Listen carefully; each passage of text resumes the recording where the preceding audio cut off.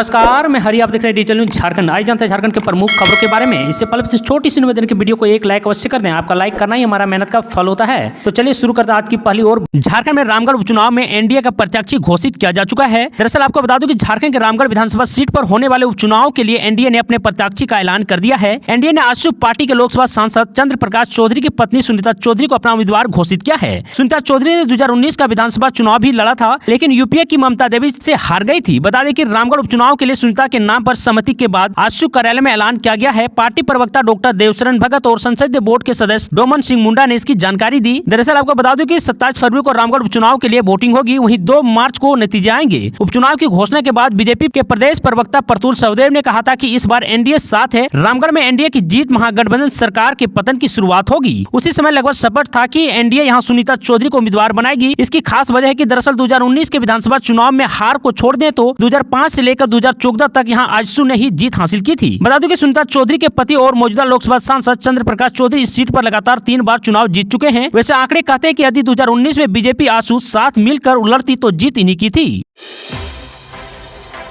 दुमका में झामुमो ने पारित किया 1932 खतियान समेत ये राजनीतिक प्रस्ताव। आपको बता दूं कि कोरोना काल के बाद गुरुवार को प्रमंडल स्तरीय पर दुमका में झारखंड मुक्ति मोर्चा के 44वें झारखंड दिवस समारोह का आयोजन किया गया। इसमें 47 राजनीतिक प्रस्ताव पारित किए गए। मुख्यमंत्री हेमंत सोरेन और शिबू सोरेन की उपस्थिति में पारित प्रस्ताव में 1932 के खतियान आधारित स्थानीय नीति घोषित करने और झारखंड में तृतीय व चतुर्थ वर्ग के कर्मचारी के पद को पूर्ण रूपेण स्थायी निवासी जमाबंदी रेतों के वंशजों के लिए आरक्षित किए जाने की मांग रखी गयी। साथ ही CNT SPT एक्ट को सख्ती से लागू करने और CAA एवं NRC को झारखंड से खारिज करने की बात कही गई। प्रमंडल संयोजक सह झामुमो के केंद्रीय महासचिव विजय कुमार सिंह ने सभा का संचालन करते हुए इन प्रस्तावों को पढ़ा तथा मंचासीन नेताओं और खचाखच भरे गांधी मैदान में समर्थकों की भीड़ ने हाथ उठाकर इन प्रस्तावों पर मुहर लगाई। बता दें कि झारखंड मुक्ति मोर्चा ने इसी दिन 1978 में अलग झारखंड राज्य की स्थापना के लिए दुमका में पहली सभा की थी। उस साल से ही हर बार झारखंड मुक्ति मोर्चा इस मंच से प्रस्ताव पारित कर सरकार तक अपनी बात पहुंचाती रही है। सत्ता में रहने के बावजूद भी झामुमो ने अपनी इस परिपाटी को नहीं बदला।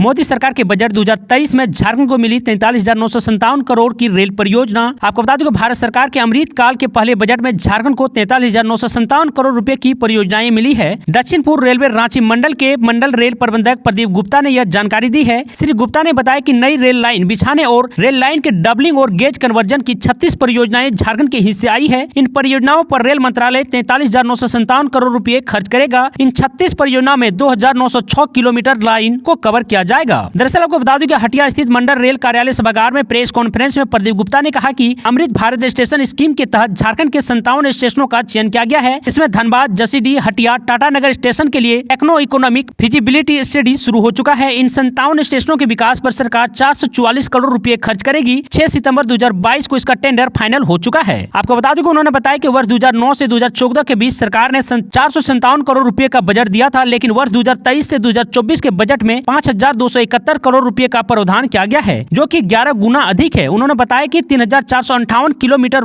मार्ग पर 72 सर्वे का काम चल रहा है। वर्ष 2014 से अब तक 370 रेलवे ओवरब्रिज और अंडर ब्रिज बनाए गए हैं।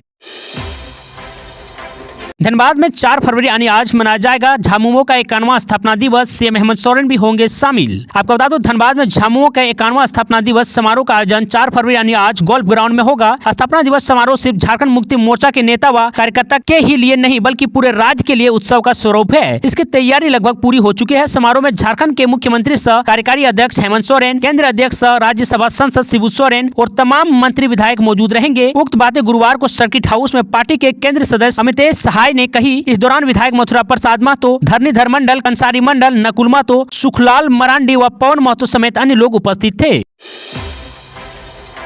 झारखंड आएंगे अमित शाह। लोकसभा के 3 और विधानसभा की 18 सीटें पर निगाह है। आपको बता दूं कि केंद्रीय मंत्री अमित शाह 1 माह के अंतराल में दूसरी बार झारखंड आएंगे। शनिवार 4 फरवरी यानी आज अमित शाह झारखंड की उपराजधानी दुमका में होंगे।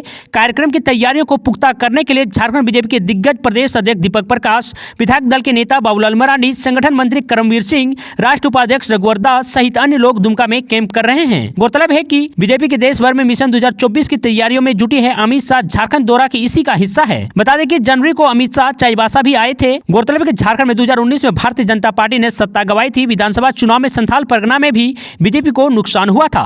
झारखंड में विधानसभा की 81 और लोकसभा की कुल 14 सीटें हैं। इनमें से संथाल परगना में लोकसभा की 3 सीटें तथा विधानसभा की 18 सीटें। बीजेपी ने 2024 के लोकसभा चुनाव में प्रदेश की सभी 14 सीटों पर जीत हासिल करने का लक्ष्य हासिल किया है। संथाल परगना में राजमहल सीट पर खास निगाहें होगी, जहां 2019 में बीजेपी को हार मिली थी। गोड्डा और दुमका लोकसभा सीट पर बीजेपी अपनी स्थिति मजबूत करना चाहेगी।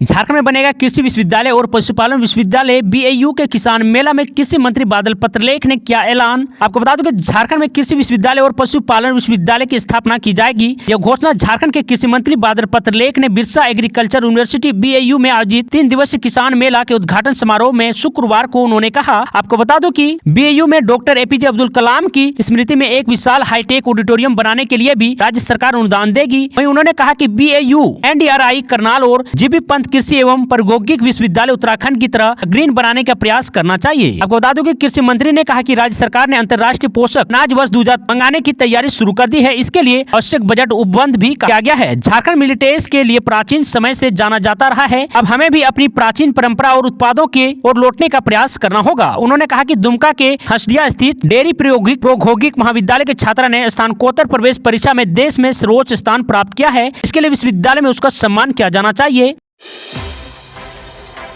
झारखंड का हाई स्कूल में नियुक्ति शिक्षकों की नहीं हो सकती है, क्योंकि सेवा संपुष्टि में अभी भी 5537 मामले लंबित है। आपको बता दूं कि 7 साल हो गए हैं, लेकिन अब तक सभी शिक्षकों की सेवा संपुष्टि नहीं हो सकी है। 10,753 शिक्षकों में से मात्र 5,216 शिक्षकों की सेवा संपुष्टि हो गई है, जबकि 5,537 शिक्षकों की सेवा संपुष्टि नहीं हो सकी है। आपको बता दें, स्कूली शिक्षा व साक्षरता विभाग की ओर से निर्देश दिए जाने के बाद भी सेवा संपुष्टि कार्रवाई नहीं की जा सकी है। इस पर झारखंड राज्य माध्यमिक शिक्षा संघ ने शिक्षा विभाग से सभी शिक्षकों की सेवा संपुष्टि की अपील की है। शिक्षा विभाग ने हाई स्कूल में नियुक्ति स्नातक शिक्षक में कितने की सेवा संपुष्ट की गई है और कितने की लंबित है, इसकी रिपोर्ट जल्द दें। तो वहीं जिलों ने 2019 तक शिक्षकों की सेवा संपुष्टि की बात की है, लेकिन अभी भी जो सूचना मिल रही है उसके मुताबिक सभी शिक्षकों की सेवा नियमित नहीं हो सकी है। सेवा संपुष्टि क्यों नहीं हुई है, इसके लंबित रहने के कारण की रिपोर्ट शिक्षा विभाग ने मांगी है।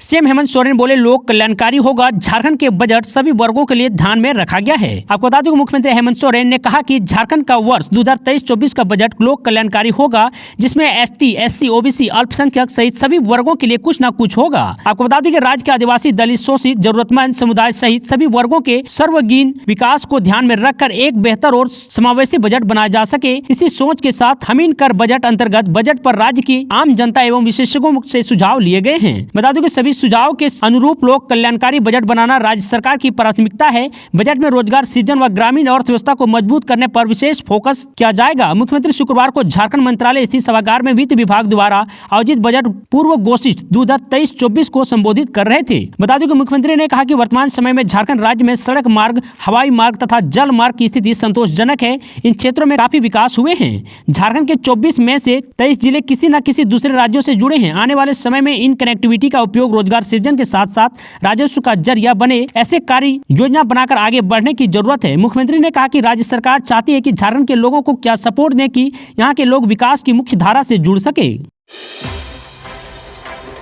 कांग्रेस के निलंबित तीनों विधायक केस कांड में हाईकोर्ट ने पूछा, किसकी अनुमति और कब भेजी बंगाल को प्राथमिकता। 24 फरवरी को होगी अगली सुनवाई। आपको बता दूं कि झारखंड हाईकोर्ट के जस्टिस एस चंद्रशेखर की अदालत में केस कांड के आरोपित कांग्रेस के विधायक इरफान अंसारी, राजेश कच्छप और नमन विकसल कोंगाड़ी के मामले में सुनवाई हुई। सुनवाई के दौरान अदालत ने राज्य सरकार और प्रतिवादी कांग्रेस विधायक अनूप सिंह को जवाब दाखिल करने का निर्देश दिया है। दरअसल बता दूं कि अदालत ने सरकार से पूछा है कि 0 प्राथमिकी दर्ज होने के बाद इसे बंगाल कब भेजा गया और इसके लिए किसने अनुमति प्रदान की थी। बंगाल में उक्त प्राथमिकी को किसने प्राप्त किया, इसकी विस्तृत जानकारी कोर्ट में पेश करें। हालांकि अदालत ने इस मामले में तीनों विधायक के खिलाफ आरोप पत्र दाखिल करने पर अगले आदेश तक रोक की अवधि को बढ़ा दिया है।